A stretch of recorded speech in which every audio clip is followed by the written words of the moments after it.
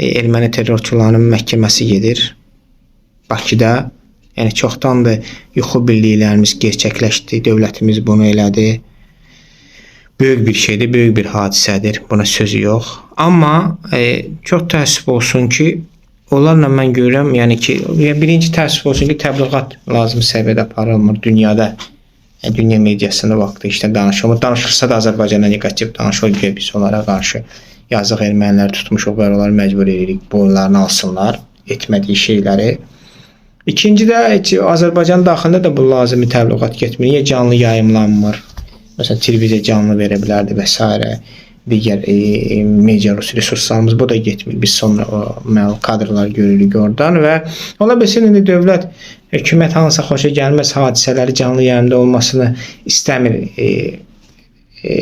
yayımlansın. Amma biz elə bir orada şərait, atmosfer ermənilər üçün yarada bilərdik ki, ermənilər üçün orada quzuya dönərdilər. Canlı yayımda da belə bilərdilər ki, canlı yayımda, amma quzuya dönərdilər. Bilərdilər ki, orada nəsə xoşa gəlməz bir Azərbaycana qarşı istifadə etdilər. O saat dərhal cəzalandırılacaqlar. Amma biz onlarla elə davranıq, elə həbs ediləndə o bir dənə Vardanyan belə biraz başı aşağıda, digərləri hamısı Sakayan, Qukasyan və s. Bir dənə əlləri qandaldadılar, şəkil çəkdirirlər, elə bir ki, vinyetkaya şəkil çəkdirirlər. Yəni, bu yanaşma nə yanaşma? Və yaxud da indi biz kadrlarda görürük, təmiz, yaxşı, belə səliqəli, heç arıqlamayıblar da, çıxış eləyirlər, belə, heç də görsənmir ki, onlar orada əziyyət çəkirlər, yəni zülm çəkirlər.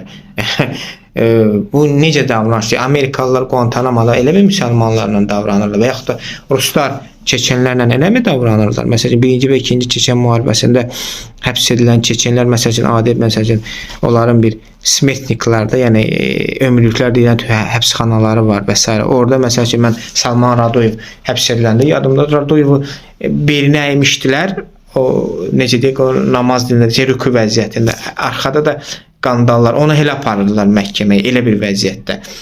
Bizdə amma, bizdə erməni terrorçular adi Azərbaycanlı dustaqlar kimi onlara davranırlar. Bu, yəni bu yol verilməz. Niyə belə davranırıq? Biz ona qorxuruq ki, çəkinirik ki, ay, nə bilim, xaricdə bu təbliğat gedəcək ki, biz onlarla qeyri-insan rəftar edirik. Zaten onsuz təbliğat gedir. Onsuz ermənilər ilə təbliğat aparır.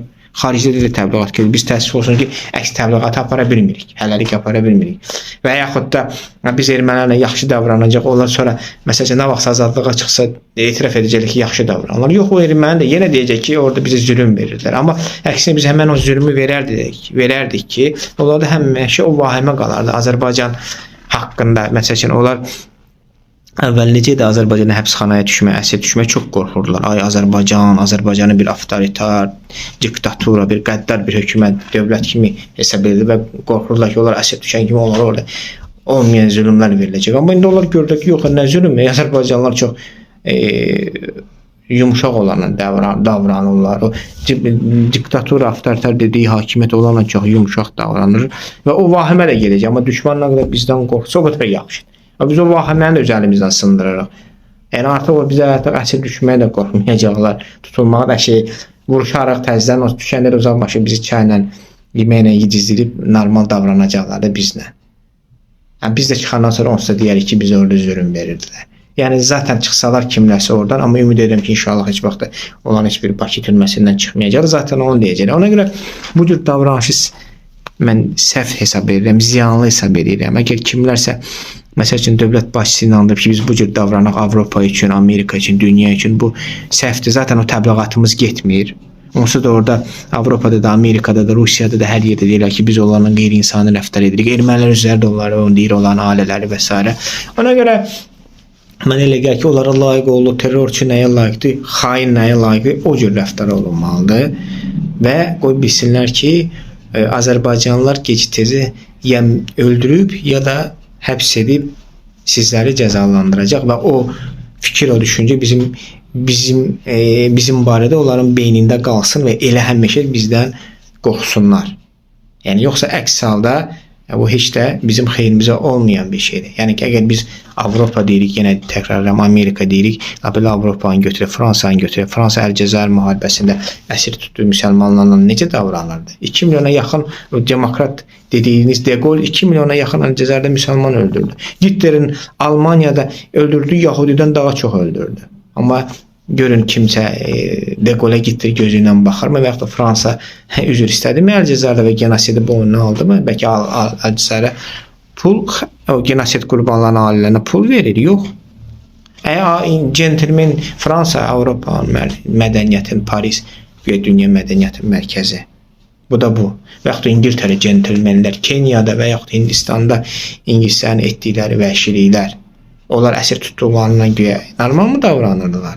Yəni Avropa özü başdan ayağa əli qana bulanıb. Buna biz çalışmayaq özümüz Avropaya və yaxud da Rusiyaya yaxşı göstərək, Amerikaya.